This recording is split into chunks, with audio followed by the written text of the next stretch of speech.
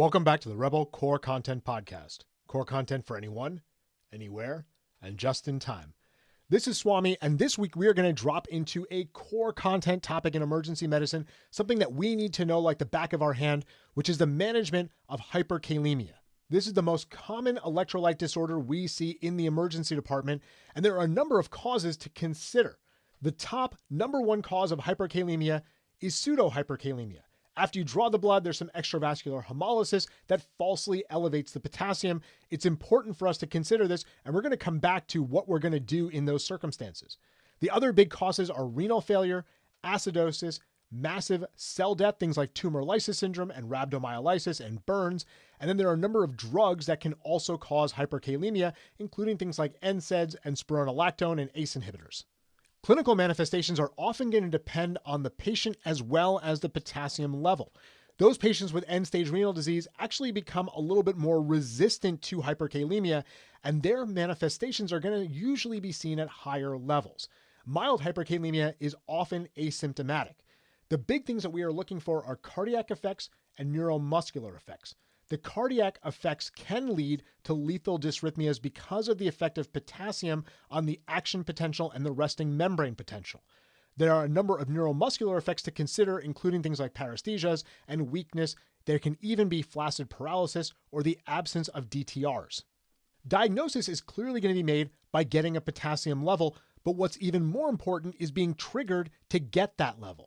In any patient with renal impairment or end-stage renal disease, we should be considering hyperkalemia as part of the presentation. In those patients, a 12-lead ECG is going to be a big screening tool. What we're using that ECG for is to rapidly detect severe cardiac manifestations of hyperkalemia. A normal ECG can't rule out hyperkalemia, but what it tells you is that the patient isn't having cardiac effects from that hyperkalemia at the moment you got that ECG.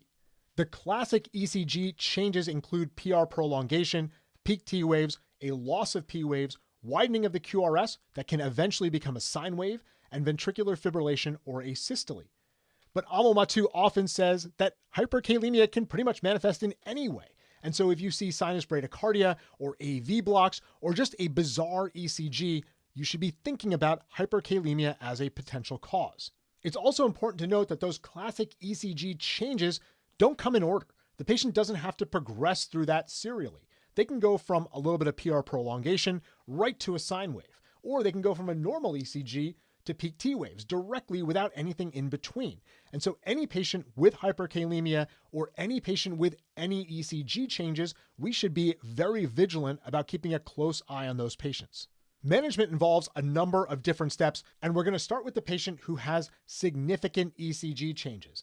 In those patients, we want to first stabilize the cardiac myocytes with calcium salts. Calcium gluconate or calcium chloride can be used. This helps to recreate the electrical gradient that myocytes are supposed to have to reverse some of those ECG changes and get rapid stabilization for the patient. Calcium gluconate or chloride are fine. Just remember that if you're giving gluconate, you want to give 2 to 3 amps. For calcium chloride, you're going to start with 1 amp. And you can repeat that dose until you get the effect that you want, which is resolution of the ECG changes. After we stabilize the myocytes, we want to work on shifting that potassium into the intracellular space. Insulin is probably our most potent agent here, and the typical dose is around 10 units IV paired with dextrose, 0.5 to 1 gram per kilo, usually about 1 to 2 amps of dextrose. It's important to note, though, that there is some emerging literature telling us that doses as low as 5 units can be just as effective in shifting the potassium, but they have less of an effect on the glucose, which means you're going to see less hypoglycemic episodes. Beta-adrenergic agonists like albuterol can be really powerful shifters as well, but we have to make sure that we're giving enough of this. 10 to 20 milligrams inhaled, that's about 4 to 8 standard ampules. So you're not just giving one neb, you're given like 8 of them in order to get the effect that you're looking for. And then finally, boluses of bicarbonate are often touted as being effective in shifting potassium. There's not great literature here, but it is something that can be done, especially if the patient is acidotic to begin with. Step 3 is to eliminate potassium from the body.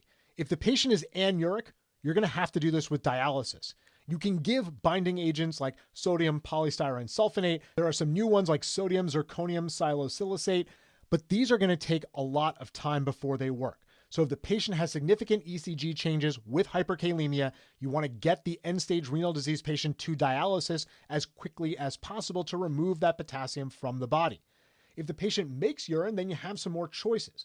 We can give some fluids, which will help with diuresis. We can even do forced diuresis, giving fluids, and then following that with a loop diuretic like furosemide, which will eliminate more potassium because of the way it works. We should make sure to give a balanced fluid. That's something like lactated ringers or isotonic bicarbonate.